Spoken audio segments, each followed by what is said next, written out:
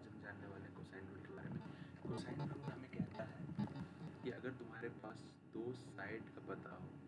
जैसे कि हमारे इस एग्जाम्पल में पता है कि सी का जो स्मॉल सी है उसका वैल्यू 3 है और स्मॉल ए है उसका वैल्यू 8 है, ये वैल्यू पता है, और ए बी सी पॉइंट्स है और एक एंगल पता हो, जैसे हमें ये पता है कि 60 डिग्री है यहाँ पर, तो हम बी का वैल्यू को पता लगा सकते हैं। कभी कभी ऐसा होता है कि हमें पता नहीं होता बेस कौन सा हाइपोटेन्यूज कौन सा है, इसमें देखकर भी पता चल रहा होगा कि बेस कौन सा हाइपोटेन्यूज कौन सा है, तो कौन सा फॉर्मूला लगा इसको थर्ड वाले को निकालने के लिए, बी के स्मॉल बी के वैल्यू को निकालने के लिए, तो उसके लिए हमें कोसाइन रूल का इस्तेमाल करना पड़ता है। और कोसाइन रूल सीधे सीधे ये कहता है कि cos theta is equals to, theta मतलब ये रहेगा, कॉस ऐसे ले लेते हैं हम तो, cos A is equals to A square plus यहाँ पर सी स्क्वायर है साथ में जो है, A square plus C square minus B square by 2 into A into C, यहाँ पर ऐसा होगा। और अगर हमें निकालना होगा कॉस बी, ओके सॉरी मेरे से गलती हो गई, ए है तो साइड में सी आएगा, बी आएगा, यहाँ बी आएगा,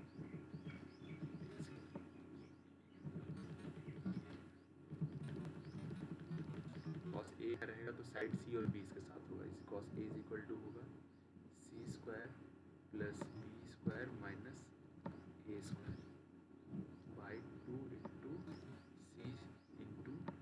बी, ये वाला हमारा होगा कोसाइन रूल में 2 इंटू ए प्लस बी हो जाएगा। और फिर अगर हम निकालना चाहेंगे कॉस बी का, जो कि हमें निकालना है, तो उसका होगा C square plus A square minus B square, क्योंकि बी स्क्वायर को निकालना है इसलिए उसको लास्ट में लिखा है, क्योंकि हमें इस सी का वैल्यू पता है, ए का वैल्यू पता है, लेकिन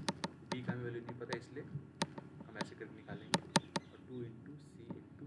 ए हो जाएगा। लेकिन अगर हमें कॉस सी निकालना होगा तो कॉस सी में ये होगा कि A square plus B square minus C square, तो जिसका निकालना है उसी का एंगल, उसके सामने वाला एंगल ये रहेगा, सी का निकालना है तो ये वाला रहेगा, और यहाँ पर 2 इंटू ए इंटू बी, ये रहेगा कोसाइन रूल हमारा रहेगा। ये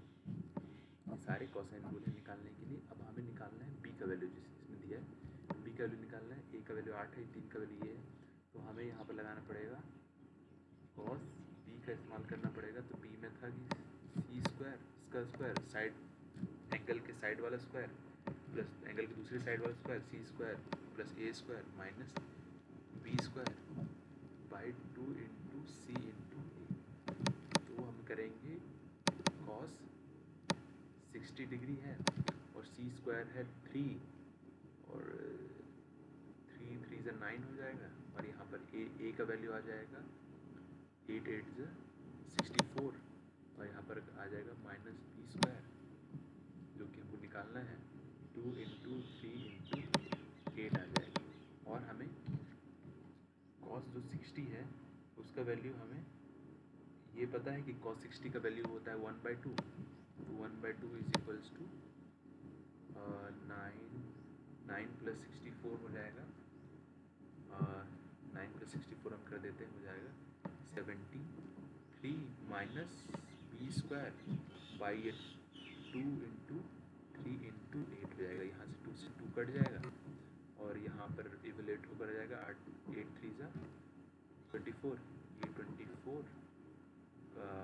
इक्वल टू आ जाएगा 73 माइनस बी स्क्वायर। तो अब जो बी स्क्वायर होगा वो इज इक्वल टू आ जाएगा 24 बी स्क्वायर इधर 73 माइनस 24 हो जाएगा, और यहाँ आ जाएगा 9 और यहाँ पर आ जाएगा 4, यहाँ पर 49 आ जाएगा। आप जानते हैं कि अगर b इज इक्वल टू √49 हो जाएगा तो b का वैल्यू आ जाएगा 7। इसका मतलब है कि कोसाइन बी रूल का इस्तेमाल करके हमने निकाल दिया जो b का वैल्यू वो है आएगा 7, मतलब b का वैल्यू यहाँ पर 7 होगा। तो यही कोसाइन रूल होता है और हमें बिल्कुल एकदम माइंड में बिल्कुल कोसाइन रूल तभी इस्तेमाल होगा, कोसाइन रूल याद करना बहुत आसान है कि एंगल